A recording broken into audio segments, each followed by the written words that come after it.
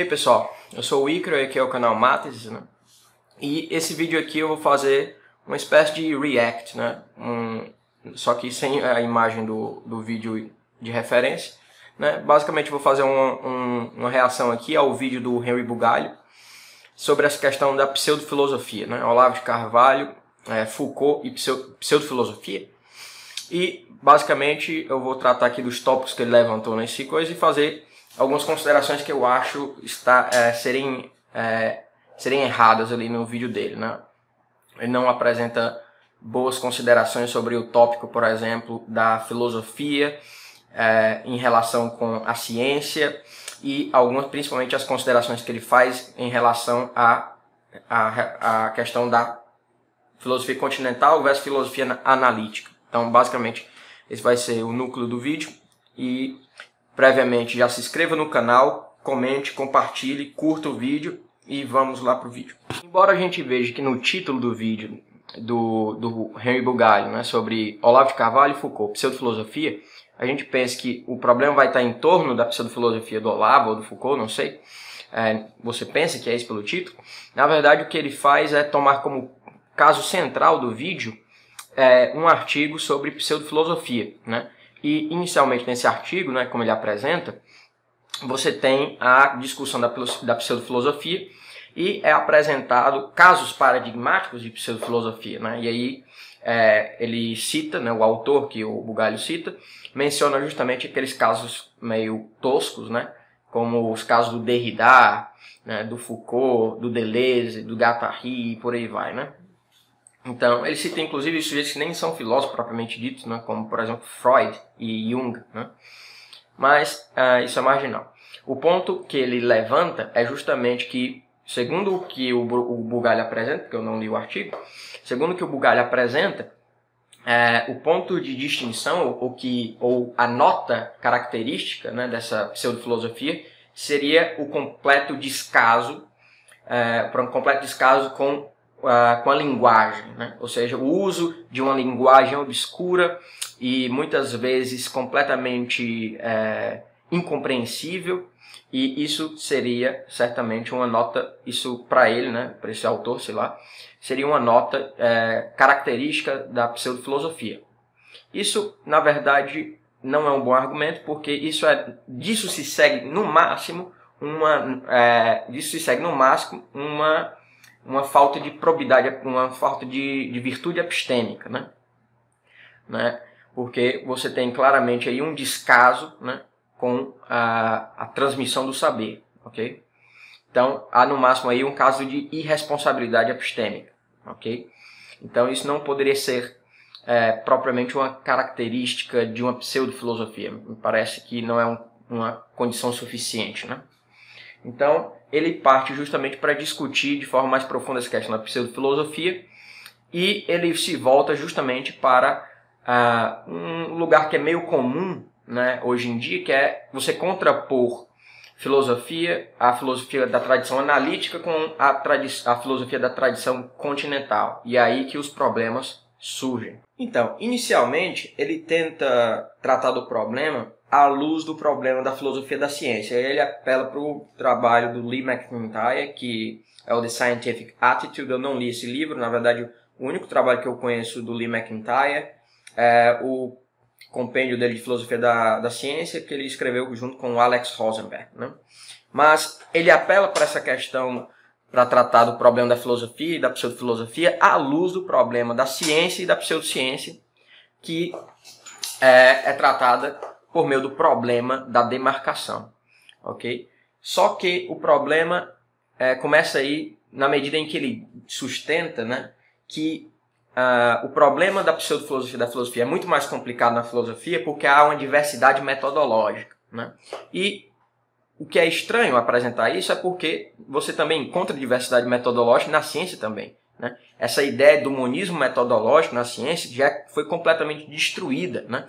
Essa ideia de que a ciência só tem um método, né, que normalmente era um método que foi muito articulado na tradição neopositivista, né, principalmente pelo Hempel, da questão das instanciações das leis da natureza. Isso aí já foi em muito completamente derrotado pela própria prática científica, né? Então, você tem métodos estatísticos, né?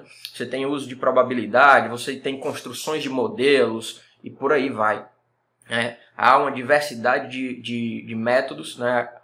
Até a intervenção experimental também, e por aí vai. Então, há uma diversidade metodológica também na ciência. Inclusive, na filosofia, você encontra do mesmo modo, né? O próprio método premente na ciência, que é o método do model building, né? Você encontra também hoje em dia na filosofia, né? Eu mesmo pesquisei nessa dissertação, no meu período de mestrado, né? Eu cheguei a pesquisar um pouco sobre isso, embora não fosse o tópico central da minha dissertação. Eu pesquisei de forma independente a questão do model building aplicado, por exemplo, à epistemologia, né? Através dos modelos da lógica epistêmica e da lógica doxástica, e também da aplicação da teoria de probabilidade, principalmente bayesianismo, né, na epistemologia. Eu também cheguei a estudar também, obviamente, a questão, por exemplo, de modelos na lógica modal quantificada como modelos para ontologia modal, né? O caso clássico, obviamente, é o trabalho do Timothy Williamson, né, que eu até tenho aqui, né, que é o Model Logics as Metaphysics, e outros múltiplos trabalhos, né, o trabalho do David Lewis, The Plurality of Worlds, e muitos outros, né? Então, essa caracterização para colocar o problema da filosofia como fosse mais complexo por ser simplesmente por haver simplesmente uma diversidade metodológica, isso também não parece ser interessante, porque isso também está presente na ciência tanto quanto na filosofia. Então, aí já haveria uma má compreensão do próprio problema e dos próprios domínios do conhecimento, não é? O domínio filosófico e o domínio científico, né, mais encarado aqui para as ciências da natureza. Depois de tratar dessa questão desse paralelo entre ciência e filosofia, né, ele se volta para a questão, para tratar, melhor dizendo, para ele esclarecer a questão do problema da pseudofilosofia, ele se volta para a elucidação de duas tradições de pensamento que ele considera completamente distintas, né? E que são a tradição analítica e a tradição continental. Ok? E ele começa mencionando que o traço fundamental que a gente encontra presente na tradição continental e que supostamente formaria uma imagem de contraste com a tradição analítica é a de que nessa tradição continental você teria, por influência de Kant, né, uma orientação não realista, né?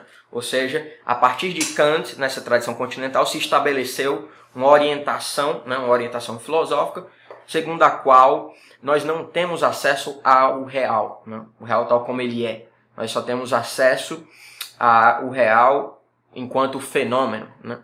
E, primeiro, para qualquer pessoa que já estudou essa tradição continental minimamente, eu não sou nenhum especialista nessa tradição, eu tenho uma orientação muito maior com relação à tradição analítica, embora eu também conheça autores continentais, né?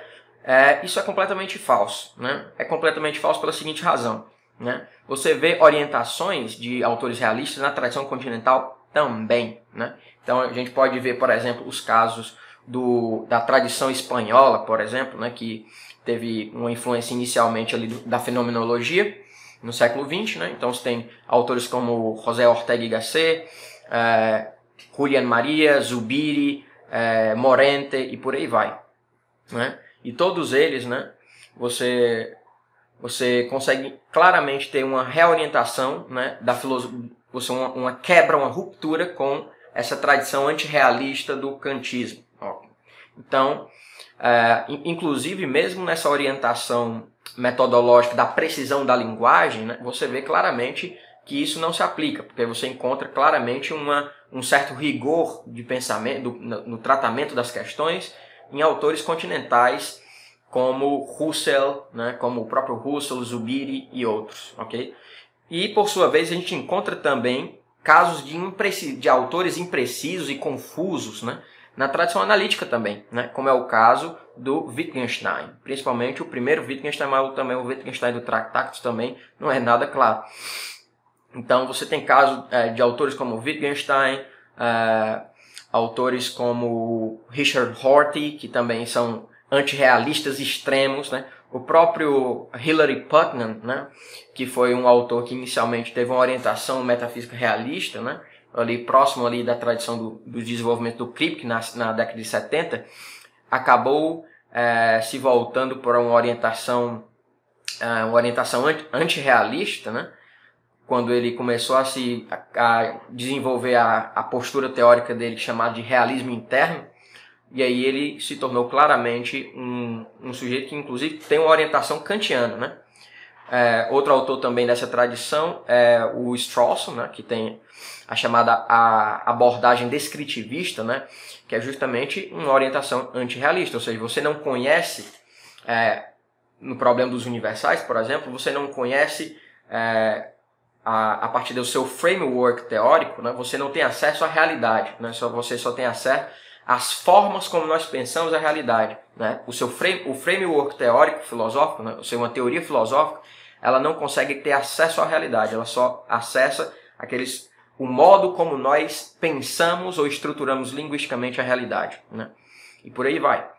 Então você consegue ver essa contraposição claramente não se dá nessas supostas duas tradições, porque mesmo na tradição analítica hoje, né, por exemplo, Timothy Williamson, que talvez esteja aí no top 5 dos principais filósofos analíticos atualmente, né, ele claramente afirma que o problema da filosofia analítica ou da filosofia anglo-saxã é que ela simplesmente não existe, porque ela simplesmente é praticada hoje de forma completamente disseminada, e não só na tradição americana e britânica, mas até você, por exemplo, tem trabalhos que eu conheço de epistemologia da modalidade e outros tópicos, né, que você vê gente da Coreia, né, da China publicando, tem boas publicações lá, né, da Índia e por aí vai. Então é completamente essa dicotomia é completamente falsa. Todavia, o Remy Bugalho apresenta um segundo critério que supostamente caracterizaria a tradição continental, né? E esse critério seria o historicismo.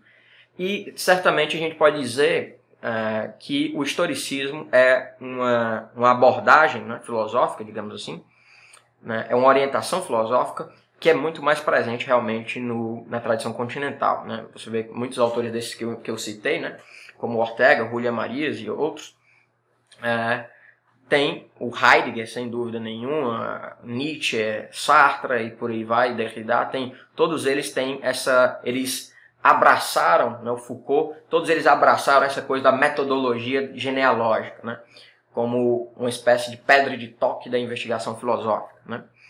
Então, nesse sentido, sim, mas essa característica certamente não é tão presente na tradição analítica, né? Um autor que mesmo autores que tentam articular uma visão histórica, né? Por exemplo, o Scott Swams tem ótimas obras sobre a própria tradição, sobre o próprio fenômeno histórico da tradição analítica, né? Ou mesmo o Michael Dummett, né, com as suas obras clássicas sobre a tradição analítica, sobre Frege e por aí vai, você vê claramente que mesmo nesses casos você tem uma orientação histórica mais objetivista, né? Você vê que tem uma orientação mais, mesmo tratando de certas questões em torno de problemas históricos, há uma orientação mais teórica da coisa de resolver problemas. Depois de tratar dessa questão, ele se volta para a questão ele desenvolve a questão do historicismo, né, em torno do problema da verdade, né?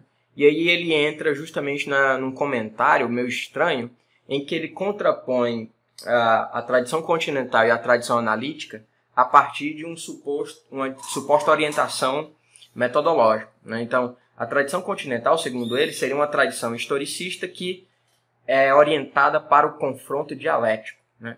E que a partir desse confronto dialético, supostamente, se criaria a partir disso uma nova verdade, né? Porque à luz das questões que ele fala do Foucault, que realmente tem essa orientação historicista, né, você criaria verdades, né? As verdades seriam completamente determinadas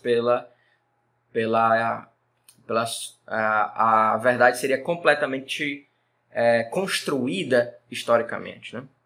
Então, E essa abordagem seria contraposta com a visão da tradição analítica, que teria simplesmente um olhar para a realidade, né?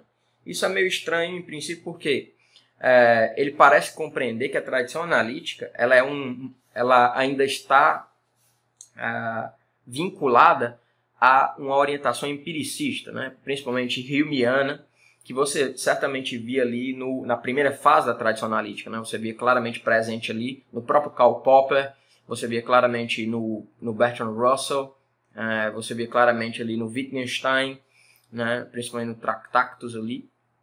Então, ele parece ter essa ideia de que a tradição analítica estagnou naquele período, né? Não se desenvolveu nada mais daquilo, né? Então, parece que ele ignora completamente, né, o que veio depois dessa tradição e a crítica, né, a crítica analítica à orientação empirista, né? Principalmente a partir dos trabalhos do Kripke. Então, você teve claramente uma renovação, uma espécie de renovação aristotélica no interior da tradição analítica, né? Então, aqui claramente surge, obviamente, os trabalhos de pessoas como o próprio Saul Kripke, Kit Fine, A.J. Lowe, Michael Lukes, o próprio Alvin Plantinga, Nicholas Hecher e por aí vai, né? Então, há aí uma longa orientação aí de realismo metafísico à la Aristóteles, né? Thomas Taco e por aí vai. Inclusive, a discussão sobre a metafísica da ciência à luz dessas considerações mais aristotélicas, né? O essencialismo foi completamente retomado e por aí vai, né? Até mesmo na filosofia da ciência, né, você tem uma renovação do aristotelismo, né, a partir dos trabalhos da Nancy Cartwright e de outros autores aí que reconsideraram a questão dos powers, né, que a noção de power, né, nessa discussão sobre a metafísica da ciência, claramente aí tem uma ressonância nas distinções de potência de Aristóteles, né, principalmente potência passiva e potência ativa, né? Para quem quiser entender melhor sobre isso, talvez o melhor trabalho que tenta articular essas duas tradições, a tradição aristotélica e escolástica e a tradição analítica, é sem dúvida o trabalho do Edward Feser, Scholastic Metaphysics, né? Então, essa contraposição parece completamente falha, porque até para uma pessoa que já participou de círculos de pesquisa analíticos, né, uma das orientações mais claras que se tem ali é justamente a busca por argumentos, né? Quais são os seus argumentos, né, para sustentar uma determinada tese? Isso aí é quase que um lugar comum para quem já participou de grupos de pesquisa em algum círculo de pesquisa analítico, né? Um último ponto que me chamou a atenção nessa coisa toda do Bulgário sobre essa questão desses comentários é porque ele diz que dado esse contexto degenerado das fake news, etc., nós não poderíamos nos dar ao luxo, né, de não termos a orientação da analítica, tal como ele compreende, né, da orientação da realidade, né? Só que ao mesmo tempo ele diz que ele é um historicista, né? Então, o historicismo, né, se a gente for ver, ele justamente vai negar que haja qualquer a própria noção de verdade, ela é esvaziada completamente dentro dessa tradição, né, de uma orientação historicista, ok? Então, nessa medida, você vai acabar caindo, se você é um historicista, naquilo que o Scott Swams, no livro dele sobre a teorias da verdade, né, Understanding Truth, você vai cair justamente no que ele chama de niilismo alético, ok? Ou seja, você vai acabar admitindo que não existe verdade nenhuma, né? Na verdade, o que existe são simplesmente discursos, né? Esses discursos articulam momentos históricos, né? E esses momentos históricos normalmente estão permeados, né, de disputas de poder, e aí você cai justamente na teoria do Foucault. Então, na verdade, se você aceita uma tese realista de que há um mundo real, né? Esse mundo real tem propriedades fundamentais, né? Tem essências, né? Tem poderes reais nas coisas, essas coisas, por sua vez, existem realmente. Você não pode, por sua vez, assumindo essa tese, ser um historicista. Porque nessa medida, se você é um historicista, primeiro você vai esvaziar a sua orientação epistêmica, né? Porque você vai meio que historicizar suas categorias do seu conhecimento. Então, a noção de justificação vai ser historicizada, e nessa medida você vai completamente esvaziar o acesso epistêmico a essa suposta realidade que você supostamente admite, né? E por outro lado, você vai, por sua vez, se tornar um nihilista alético, né? E por sua vez, as proposições, né, que normalmente são os portadores de verdade, né, as proposições, por sua vez, não vão ter propriedades substantivas, ou seja, elas não vão ter principalmente a propriedade da correspondência, da adequação com o real. Portanto, novamente, você está aí na tradição, no que você mais quer rejeitar, supostamente quer rejeitar, né, que é justamente a tese antirrealista de certos autores continentais, né? Como eu disse aqui, não são todos os autores continentais que são antirrealistas, ok? Então, nessa medida, me parece aí que o Henri Bugalho acaba tendo uma compreensão inconsistente, ou seja, ele defende duas teses, né? O historicismo e um realismo, só que essas duas teses, por sua vez, são inconsistentes, elas acabam tendo uma compreensão teórica, né? Elas têm uma formação teórica que, por sua vez, é inconsistente. Uma acaba derrotando a outra, tornando a outra, falsificando a outra, né? Se você aceita o realismo, você vai aceitar que há um mundo real. Esse mundo real há coisas, e essas coisas têm propriedades, têm propriedades essenciais, acidentais, etc. E, por sua vez, supostamente nós temos acesso a esse conhecimento. Só que se você é historicista, como eu já dei as razões aqui, você vai acabar negando tudo isso. Então, você tem claramente aí uma visão de mundo, eu não gosto muito desse termo, você tem uma visão de mundo inconsistente, né? Ela é contraditória, né? Internamente contraditória. Então, basicamente é isso, pessoal. Esses são meus comentários gerais sobre esse vídeo do Henri Bugalho. Se vocês gostarem, se inscrevam no canal, curtam, compartilhem, comentem. Se tiverem alguma dúvida, também comentem. Alguma questão e por aí vai. Então, um abraço a todos e até mais.